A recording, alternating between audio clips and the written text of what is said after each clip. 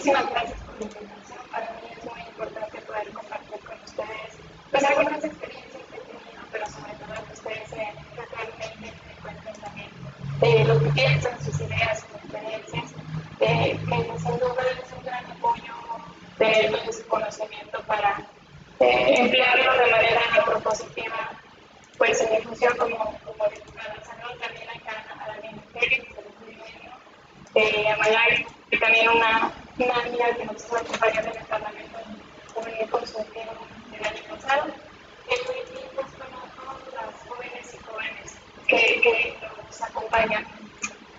Pues efectivamente yo soy la diputada más joven, yo ingresé a la Cámara de Diputados teniendo 20 años de edad, que es la edad mínima que se tiene como requisito para ser un diputado o diputada.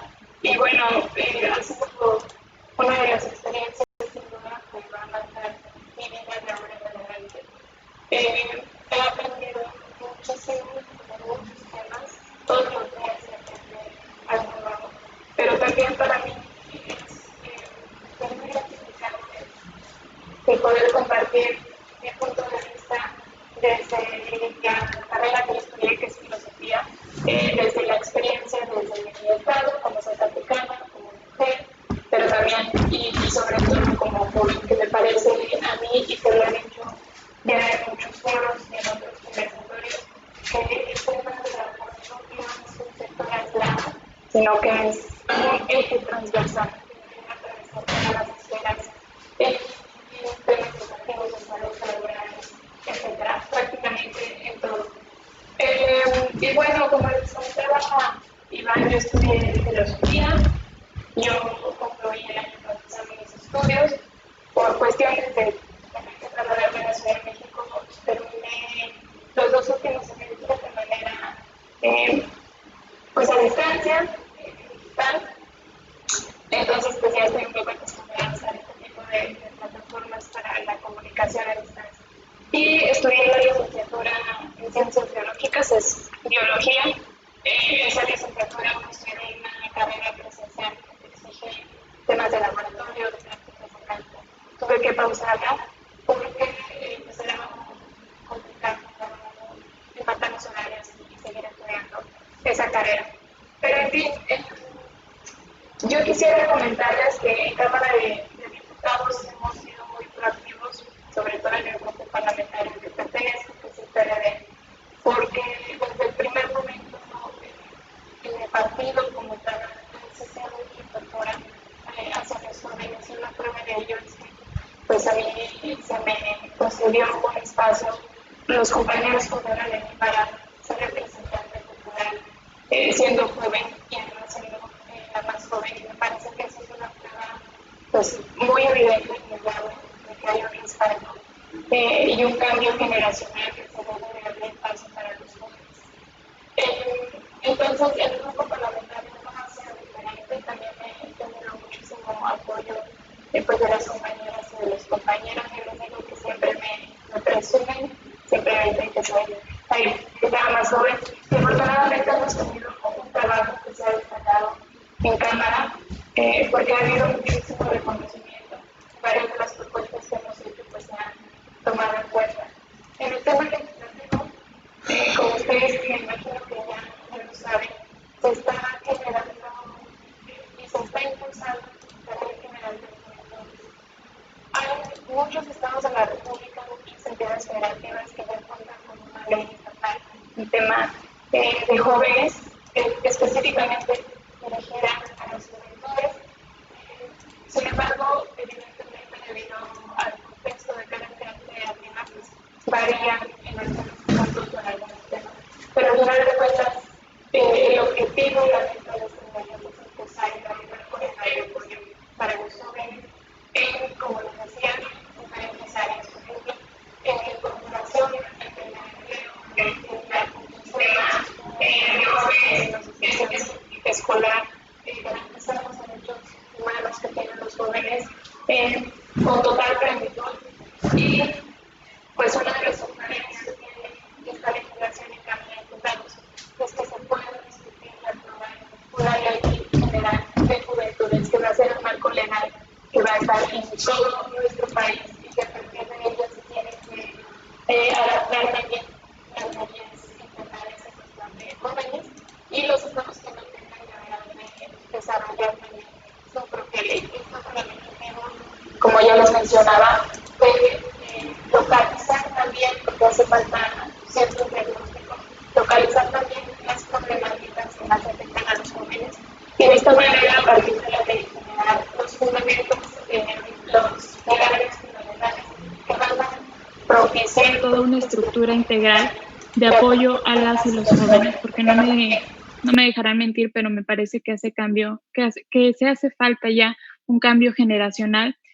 Y pues nosotros como jóvenes activos en temas de responsabilidad hacia nuestro país, en temas de responsabilidad social, pues también tenemos un compromiso no nada más por la generación que nosotros representamos, sino por las generaciones que ya vienen y que pues en próximos años entrarán al sector que catalogamos como el sector poblacional de los jóvenes. Entonces, con este tema de la pandemia, que la verdad a mí no me gusta mucho sacar a relucir el tema porque yo sé que ya todos estamos agotados de escuchar tantos términos que ya no voy a mencionar, pero con este tema de impacto pues mundial que nos toma a todo el mundo por sorpresa, donde no tenemos una previsión porque pues realmente no se esperaba que una pandemia pudiera mandarte a tu casa 2 meses porque si no corres riesgo de contagiarte, ¿no? En fin, debido a todo este contexto que ahora enfrentamos, pues me parece que salen a relucir y se hacen más evidentes muchas fallas que hemos tenido en diferentes naciones, en diferentes países, pero en este caso obviamente me voy a enfocar al Estado mexicano. Y pues uno de esos temas es el trabajo informal. Lo digo porque este tema del trabajo informal no es ninguna novedad, es una problemática que ha existido desde siempre en nuestro país y evidentemente los jóvenes tenemos muchas complicaciones en todos los estados de la República para la incorporación al sector laboral.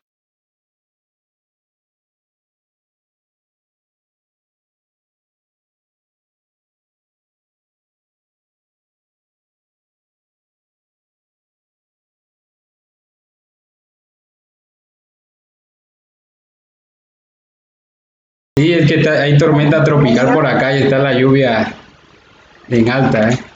Pero ya regresamos, ya vienen todos. Tú sigue platicando. Gracias, Iván. La maravilla que es poder comunicarte a distancia. Sí, Acá hace un calor tremendo, y allá tienen tormenta tropical. Pero, sí. en fin, bueno, ojalá no tengamos más fallas técnicas, pero si no, en lo que podamos apoyar, Iván, si hay alguna manera. Yo aquí estoy checando prácticamente todo. Tú continúa, ya se Muy están bien. anexando todos.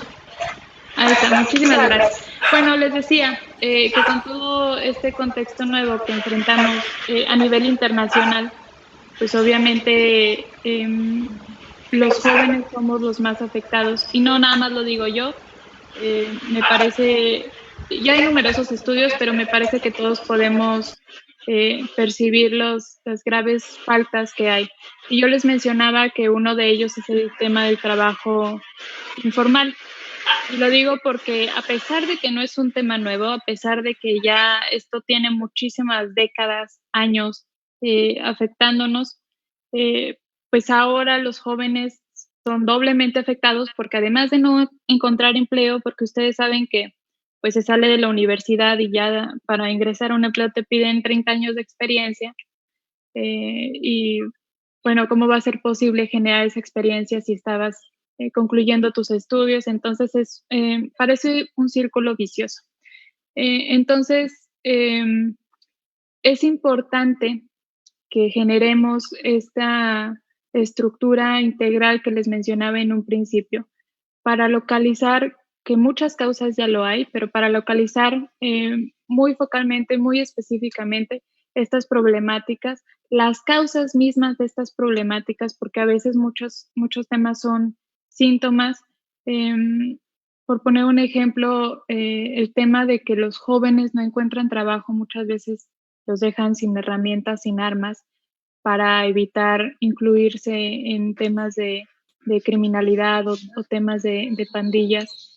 Y todos necesitamos certeza para saber que vamos a tener que comer hoy, el día de mañana y el día de pasado mañana, ¿no? Y me parece que este tema que nos tiene ahora pues protegidos, porque hay que verlo de esa manera, nos protegemos en nuestros hogares, no es que estemos encerrados, es que es un tema de protección para nosotros, para nuestros seres queridos y también para las personas que no tienen manera de permanecer en sus hogares. Y bueno, ese es un tema, a mi parecer, clave. Muchas veces vemos o queremos decir que hay un problema muy localizado cuando a veces es síntoma y se ataca resolviendo las causas y volviendo a las raíces que originaron ese problema para empezar.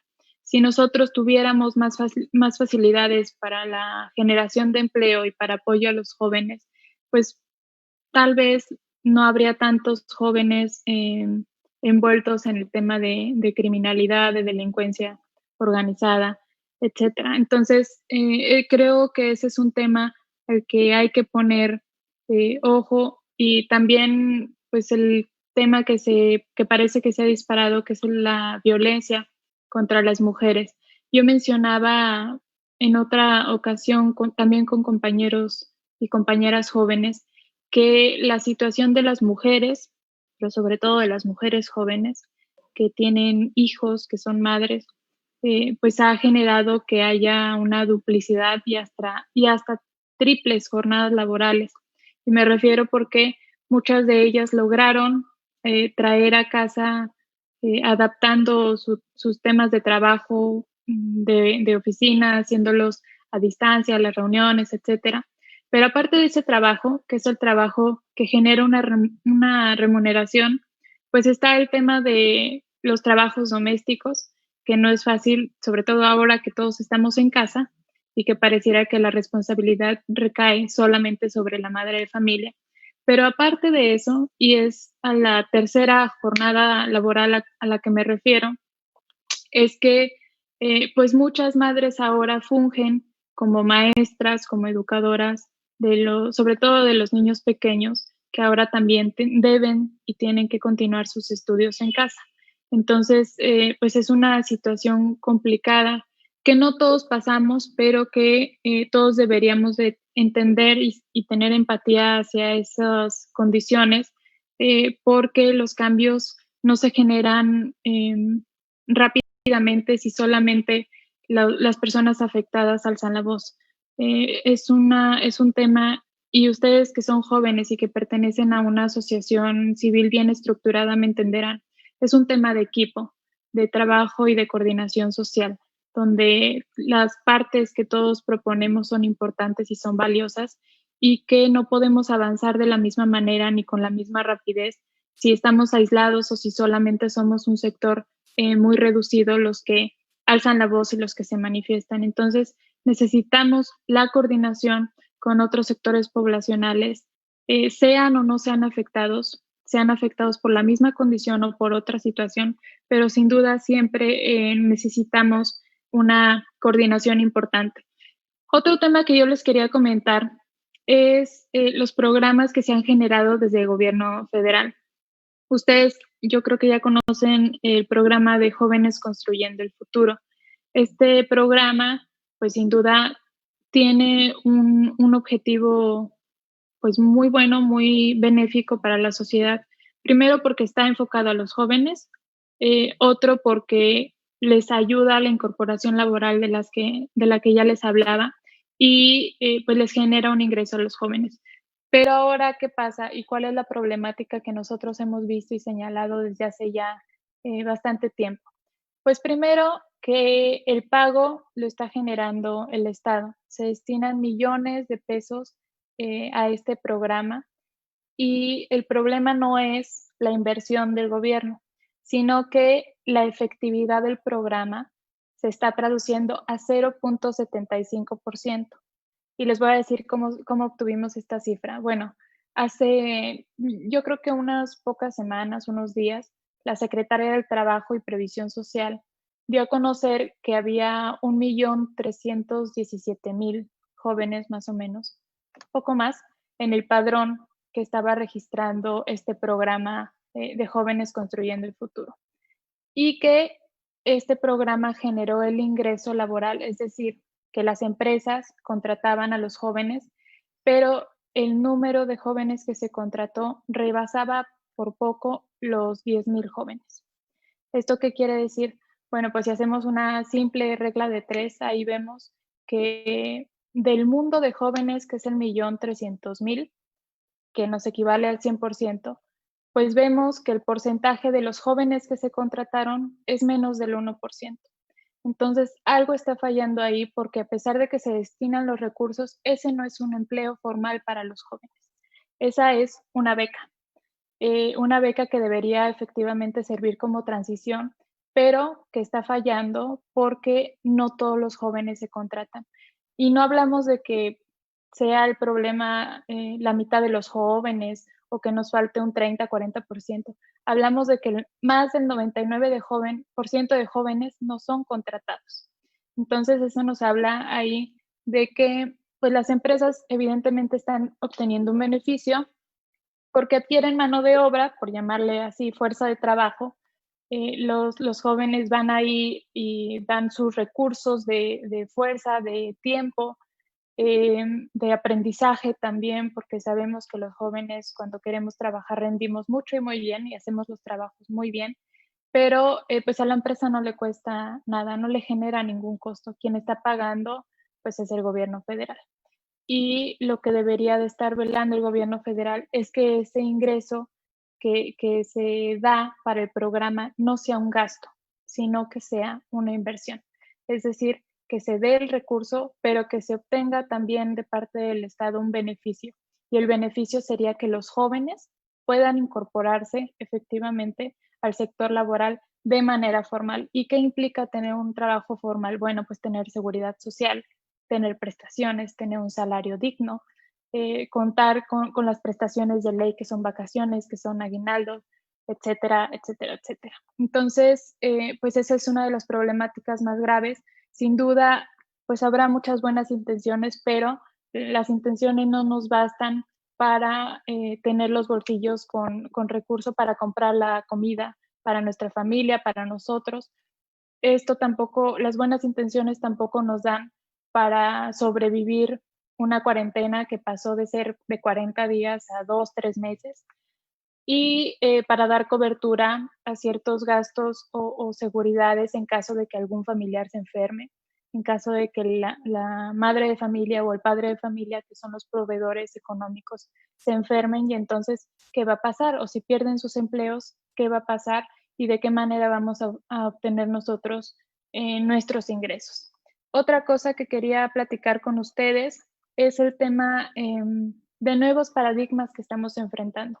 Por un lado, ya les mencionaba el tema del trabajo laboral, pero aquí, del tema del trabajo y del paradigma laboral.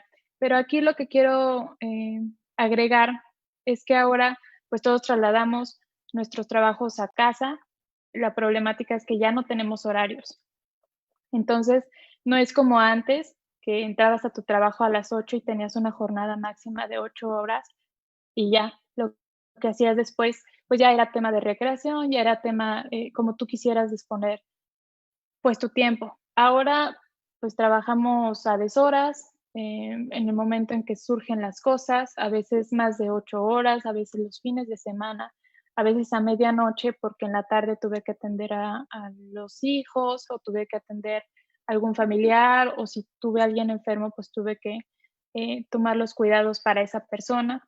Entonces es importante ahora que también regulemos ese tema porque parece que podemos trabajar a cualquier hora y tampoco se trata de eso. Evidentemente hay un desgaste psicológico, emocional, que todas las personas pasamos porque somos seres sociales, que necesitamos estar en contacto con otras personas, que necesitamos también el contacto físico y el estar en nuestras casas, que aparte, acá hay un paréntesis importante porque es también importante analizar en qué tipo o qué condiciones hay en las viviendas que tenemos en nuestro país.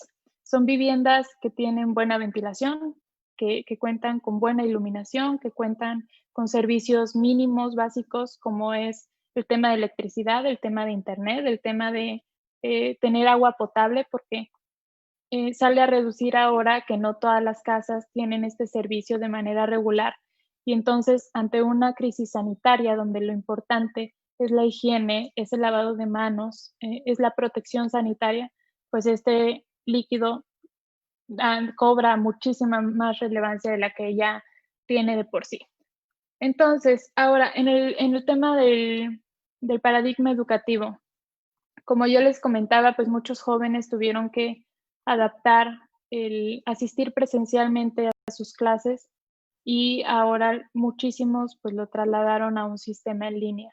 El problema con esto, primero, es que no todos los jóvenes, como yo les mencionaba, y no todas las familias, que también hay una extensión para las familias, pues cuentan con estos servicios básicos. Muchos no tienen electricidad, muchos no tienen internet. Entonces, ¿de qué manera pudieran acceder a los registros en línea para continuar con su educación? Esa es una cosa. Ahora, muchos jóvenes asistían a la escuela y se encontraban beneficiados a partir de comedores comunitarios, porque en sus hogares era luego complicado o por el tema de bajos recursos no podían tener una alimentación adecuada. Entonces esto se compensaba y era un apoyo que se daba en estos comedores comunitarios. Y pues bueno, hay que analizar qué tantas condiciones hay. A ver, me voy a mover un poquito, que me está dando el sol, no los veo bien, ahí está. Y también valorar qué tipo de educación hemos tenido y si efectivamente esta educación nos ayuda a nosotros a generar generaciones, vaya el uso de la palabra, que puedan ser autodidactas. Y me refiero a que nuestro sistema educativo parece que está muy encaminado y muy orillado a tener las clases presenciales, a lo que diga el profesor, pero a mi parecer falta muchísimo para generar personas que se vuelvan autodidactas, que puedan aprender desde sus hogares con los materiales que se les da, generar personas reflexivas que analicen textos, que sean curiosos, porque parece que vas a la escuela que te quiten todo el tema de la curiosidad y aprender cosas dogmáticas. Entonces, esto también se vuelve relevante porque vemos ahora que los jóvenes que están en sus casas, pues batallan si no hay una explicación de parte de los profesores. Entonces, pues bueno, a esto se le suma toda una crisis en temas emocionales, psicológicos que ya les mencionaba y que también pues hay que aprender a ser resilientes y a adquirir las oportunidades de las situaciones adversas, a salir fortalecidos de situaciones que parecen muy complicadas. Yo estoy segura que con esta situación al principio pudo haber sido lo más complicado, al menos desde mi experiencia, pero sin duda esto es un parteaguas. Ahora eh, reconocemos la importancia de muchos sectores que parecía que antes estaban invisibles o que no eran tan relevantes, como les mencionaba el tema de la vivienda. Porque si te pasabas 8 horas en la oficina y luego una de ida y otra de venida en el tráfico o hasta más, pues pasabas poco tiempo en tu casa, probablemente los fines de semana uno salía a temas recreativos y ahora que todo el mundo está en su casa, pues valoramos el que haya buena ventilación, el que haya buena comunicación, hasta buen trato con los vecinos, porque si me caía mal el vecino, pues al menos no lo tenía que ver. Pero ahora que ya estoy aquí, pues ya hay que encontrar una manera de coordinar pues esfuerzos para mejorar nuestra convivencia y no nada más con los vecinos. Ese fue un ejemplo ahí que se me ocurrió, pero también con la misma familia, que vemos ahora que muchos tenemos que convivir con la familia y a veces se vuelve complicado por los niveles de tolerancia que hay. Parece que empezamos a conocer nuevamente a las personas que son parte de nuestra familia. También nosotros aprendemos a conocernos. Me parece que nadie había pasado tanto tiempo pues en solitario, y también es una manera de conocer lo que nos gusta, lo que no nos gusta, lo que más extrañamos de tener una vida cotidiana que considerábamos normal. Y bueno, ahora nos enfrentamos todos a mucha incertidumbre, y me parece que ese es uno de los temas pues más complicados, porque estamos acostumbrados a tener siempre cierta certeza sobre lo que va a suceder en la vida. Al menos muchos teníamos agendados pues diferentes proyectos, diferentes temas, ya sea del trabajo, ya sea de la escuela, incluso eventos sociales, que la boda, que los 15 años, y cuánto de eso no se tuvo que cancelar, ¿no? Entonces, los seres humanos, por naturaleza, buscamos seguridad, buscamos certeza en lo que sucede, y en este escenario donde nadie puede tener certeza, pues es muy complicado que la pasemos pues tan bien como uno quisiera. Entonces, vemos también que lo importante, lo relevante que es los recursos que se destinan a los sectores. A veces parece que, pues si yo estudio humanidades, poco o nada me interesa lo que puedan sufrir o padecer los compañeros que están en programas de ciencia o de ingenierías y viceversa, ¿no? La realidad es que no, es que todos como sociedad formamos parte de sectores muy valiosos, y que sin uno no podemos funcionar bien en todas las demás áreas. Entonces es importante que nos enfoquemos en esto, que pongamos más atención, que veamos, y lo repito, y perdón por ser insistente, pero que analicemos el tema de los recursos, porque se dirá muchas veces que se puede hacer mucho sin dinero. Pues tal vez se puedan hacer muchas cosas, pero no puedes manejar un país sin recursos, no puedes pedirle a tus científicos que generen investigación, que te den una cura contra, por ejemplo, este virus, si no les estás dando los materiales, los recursos, si no tienen un salario suficiente, si están preocupados también por la pérdida de su empleo, si no tienen seguridad social, etcétera, etcétera, etcétera. Entonces, pues yo los invito a que sigamos coordinados, a que sigamos escuchando lo que otros compañeros tienen para ofrecer desde sus áreas de conocimiento. Yo les comparto esto desde lo que he visto pues en Cámara de Diputados, desde la carrera que yo estudié, que es filosofía, pero estoy segura de que muchos de ustedes estudiaron otras áreas, y sin duda para mí es muy importante escucharlos y analizar sus puntos de vista también.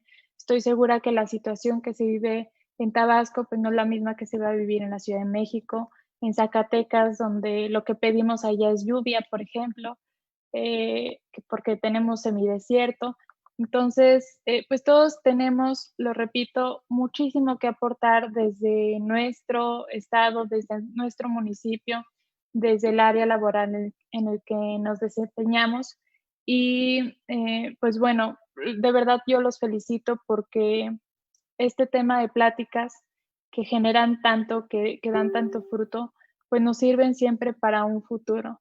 Me parece que nosotros tenemos mucha responsabilidad porque desde el momento de estar aquí ya somos agentes de cambio que generan muchas condiciones para personas que tal vez no pueden acompañarnos hoy, pero que les gustaría mucho, para personas que tal vez no sepan cómo usar estas tecnologías de la información para conectarse, tal vez no sepa lo que esté sucediendo en otro estado, tal vez ni siquiera al lado del en el municipio vecino, porque no hay condiciones que les permitan cierta comunicación. Pero nosotros que podemos, y nosotros que estamos explotando estas vías de comunicación y que estamos explotando nuestros conocimientos, nuestras ideas, es importante que lo hagamos de manera responsable, porque sin duda muchísimos de los que estamos aquí generamos condiciones para otras personas. Y al final de cuentas, lo que hacemos y lo que decidimos, pues termina afectando a todos los jóvenes, las y los jóvenes, de cierta manera. Entonces, pues yo los felicito primero por ser proactivos, y les vuelvo a agradecer la invitación, y ojalá pudieran comentarme también lo que ustedes han visto, lo que ustedes han pensado cuarentena, cómo lo han pasado, qué sienten que ha faltado. Y pues bueno, si hay preguntas también, adelante, los escucho. Claro, vamos a pasar a la sección de preguntas. Chavos, le pido de la manera más atenta que quien tenga una duda, por favor, levante la mano para darle la palabra. Tratemos de ser breve, máximo un minutito. ¿Quién levanta la mano? Le damos la palabra a David. Hola, ¿qué tal? Diputada Frida, ¿cómo estás? Bien. Bueno, pues más que nada, pues gracias por aceptar la invitación, ¿no? De estar aquí con nosotros y pues igual a todos nuestros compañeros ahí que están aquí viéndonos, ¿no? Igual los que están, se nos olvidaron los que están en Facebook y los que están en Red Viral conectado, igual que está Letzi, Quetzali, Cintia y otros amigos ahí igual que están viendo la transmisión. Y pues bueno, yo quisiera hacer como un tipo de comentario, pregunta, ¿no? ¿Qué ha pasado o qué ha pasado con la cuestión de, nosotros ahí metimos como, la vez que fuimos a México, ahí con los senadores metimos como una iniciativa, ¿no?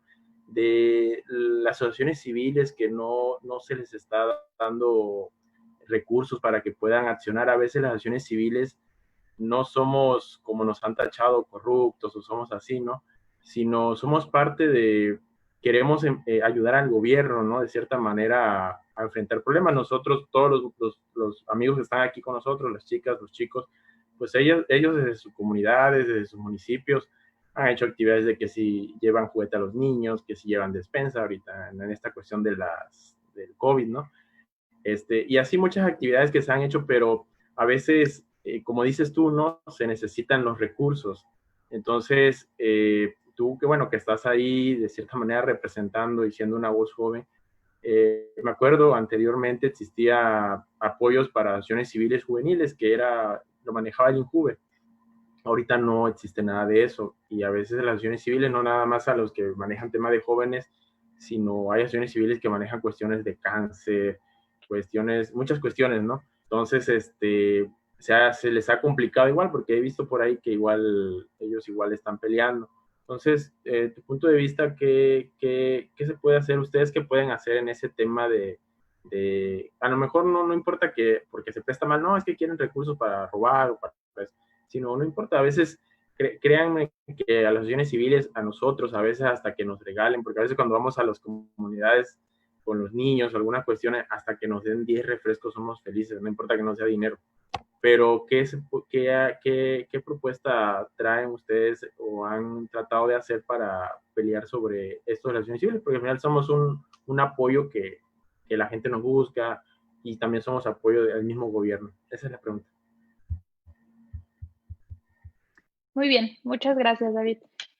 Bueno, yo les platico que efectivamente, como tú mencionas, ha habido un recorte importante para el apoyo a las asociaciones civiles. Eso fue, si no recuerdo mal, desde el primer presupuesto que aprobamos, que fue para el ejercicio del año 2019, es decir, la discusión que se dio a finales de 2018, en diciembre.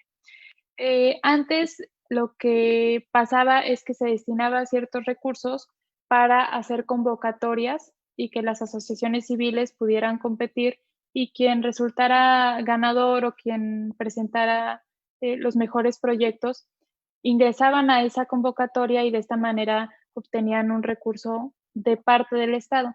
Eso se quitó. Entonces, tu servidora presentó en Cámara de Diputados 2 iniciativas que tienen que ver con el tema de asociaciones civiles. En la primera es una modificación para que las asociaciones puedan recibir más del 10% en apoyos. Ahorita actualmente está el 10%. Lo que nosotros proponemos es extenderlo hasta el 30%. Esto porque debido a los recortes que hay de parte del gobierno, pues muchas asociaciones civiles están viendo la situación complicada porque estos recursos ya no tienen manera de obtenerlos. Entonces, lo que nosotros queremos es que tengan otras vías y otras puertas puedan abrirse para que reciban pues algún tipo de apoyo. Y la otra iniciativa tiene que ver primero con que hay dos tipos de asociaciones civiles. Una que son asociaciones que son donatarias autorizadas y otras que son donatarias o más bien no donatarias autorizadas. Las primeras pueden hacerse donaciones entre ellas siempre y cuando tengan la misma clasificación de donaciones. Pueden recibir donaciones también con ciertos límites, pero desde otros lugares, incluso desde empresas. El problema es que las asociaciones que no son donatarias autorizadas no pueden hacerlo. Entonces, lo que nosotros estamos proponiendo es que estas donaciones puedan hacerse independientemente de la clasificación de la asociación civil. Esto porque para conseguir un registro de donataria autorizada es muy complicado. Yo estuve revisando en internet porque varios compañeros me pedían apoyo también. Ellos son de Zacatecas, precisamente por el mismo tema, por la falta de recursos para cumplir pues la visión que ellos tenían y los objetivos que tienen como asociaciones civiles, porque al final de cuentas era sin fines de lucro. Entonces, para dar el paso a ser donataria autorizada, te pedían un sinfín de requisitos, todo este tema de registros, incluso tienes que pagar en notaría y eso te implica un gasto. Y pues como miembro de una asociación a veces pues, no hay recurso porque la asociación justamente es sin fines de lucro. Y eso me lleva al otro punto, que se les cobra ISR a las asociaciones civiles, incluso aunque no sean con fines de lucro. Es decir, ellas no están interesadas en obtener un ingreso, sino más bien en la generación de cambios sociales, culturales de diferentes tipos, pero sin obtener un ingreso de por medio. Entonces, a estas empresas que no estaban, o más bien a estas asociaciones que no estaban generando un ingreso, se les cobraba de todas formas ISR. Entonces, esas son 3 propuestas encapsuladas en 2 iniciativas que se presentaron en Cámara de Diputados. Yo estoy de acuerdo contigo, las asociaciones civiles fungen un papel muy importante para la generación de cambios en la sociedad porque son temas muy localizados. A veces hay asociaciones que van encaminadas a un problema muy local o regional que dan atención en municipios en los estados y que la federación no presta esa misma atención como se quisiera. Entonces, pues eso es lo que estamos trabajando. Hubo una reunión en la Comisión de Hacienda donde se están analizando esas iniciativas y estamos esperando para que nos den las observaciones en caso de que las haya, pero sí debo de advertir que muchos cambios que tienen que ver con ingresos económicos para el Estado no se están aceptando, pero como te decía, nosotros hicimos la propuesta de que pudieran ser donaciones en especie, por ejemplo. Entonces, de esta manera se les dona diferentes recursos, no precisamente un tema de efectivo o de dinero, sino donaciones en especie, y esto me parece que también puede ayudar muchísimo a las asociaciones civiles. Pasamos a una última preguntita, ya para despedir a la diputada. ¿Quién le damos la palabra? Bueno, Magali. Excelente. Buenas tardes, diputada. No sé si me escuchan. Un saludo a todos. Bueno, hablando sobre lo que es el tema de mujeres, hemos leído que, como le mencionaba el otro día, que la violencia hacia las mujeres ahora en plena cuarentena aumentó. Entonces, nosotros ahorita estamos tocando lo que es el movimiento de Ni Una Más acá en Tabasco. Entonces, me gustaría saber si usted, bueno, la opinión de usted sobre lo que es la ley Olimpia. No sé si... Gracias, Magali. Bueno, yo quiero decirles que impulsé justamente esa ley en el estado de Zacatecas. En mi estado tenemos la facilidad de que los representantes populares federales podemos enviar leyes al Congreso local. No todos los estados tienen esa facilidad. En mi caso, yo tuve la fortuna de que sí. Esa ley se aprobó, entró en vigor el 1 de enero de este año. Y bueno, el contexto es que pues un grupo de chicas se solidarizaron con otras que habían sufrido el tema de la violencia digital, que son amenazas de compartir imágenes, contenido íntimo a través de diferentes plataformas, por internet, por mensajes privados también. Y a las chicas muchas veces las extorsionan amenazándolas con compartir este contenido. Entonces, me parece que ante esta nueva transformación de uso de redes de información, nosotros legalmente debemos de estar a la vanguardia porque había una laguna legal de años en ese sentido. Ibas a presentar una denuncia al ministerio y te decían, pues es que no hay nada que pueda hacer porque pues es por internet y lo que pasa en redes no existe. Nada más falso, obviamente hay una afectación a la persona, a la integridad de la persona, un tema psicológico, emocional también. Incluso se presentaban agresiones físicas porque amenazaban o torturaban a las compañeras que sufrían esto, siendo que ellas eran las víctimas, ¿no?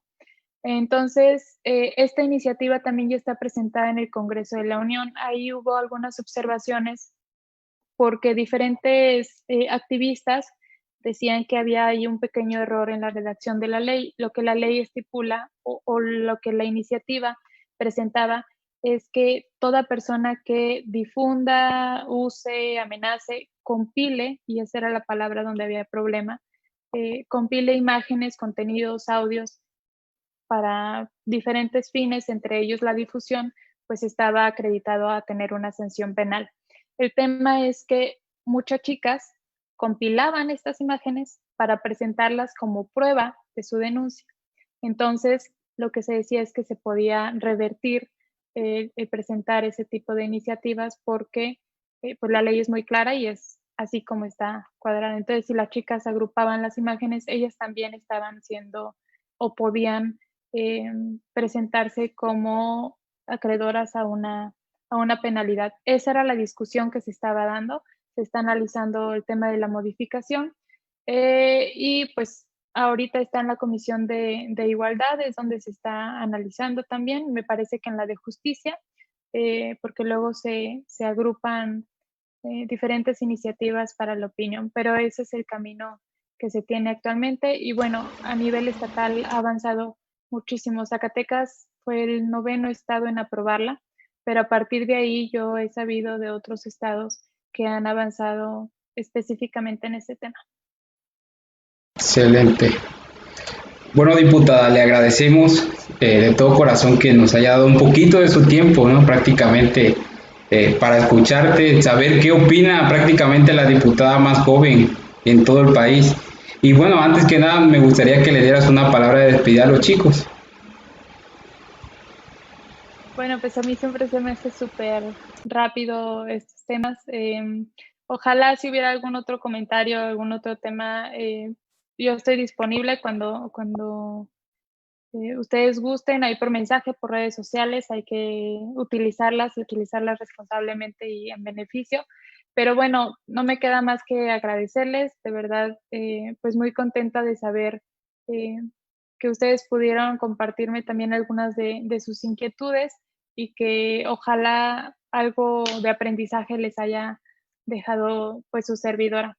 Yo estoy siempre a sus órdenes, les digo que a mí siempre se me va súper rápido el tiempo en estos foros, en estos conversatorios que sin duda cobran cada día y deben de cobrar cada día pues más relevancia. Entonces, yo les dejo mis redes sociales de todas formas. En Facebook estoy como Frida Alejandra Esparza Márquez, que es mi nombre completo, y en Twitter y en Instagram es Frida A. Esparza.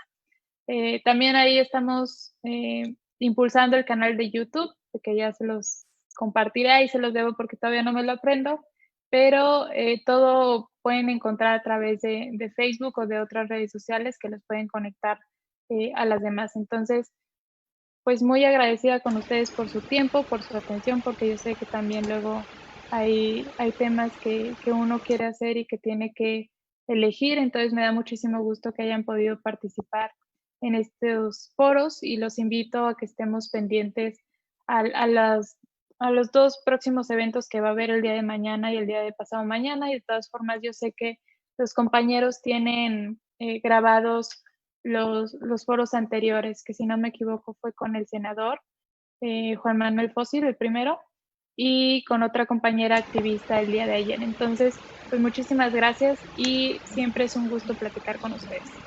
Gracias, diputada, gracias por darnos un poquito de su tiempo y bueno, También agradecer a los chicos que nos acompañan, a David, a Magali, a Lupita Limón, por ahí nos acompaña también Esteban, Eduardo, veo a Carlos Fabricio, a Ilse de la Ciudad de México. Entonces les agradezco mucho por su participación. Mañana tenemos otro foro, lo importante es generar debate, generar opiniones y escuchar siempre a las personas, ¿no? Siempre cada persona tiene una forma diferente de ver la vida, ya sea política, social, etcétera. Entonces le agradezco, diputada, por darnos la oportunidad de estar contigo. Y antes que nada de despedirme, pues bueno, yo sé que va a haber más proyectos contigo y no olviden seguir a sus redes sociales, ¿eh? Gracias, diputada. Sí, gracias a ustedes. Nos vemos.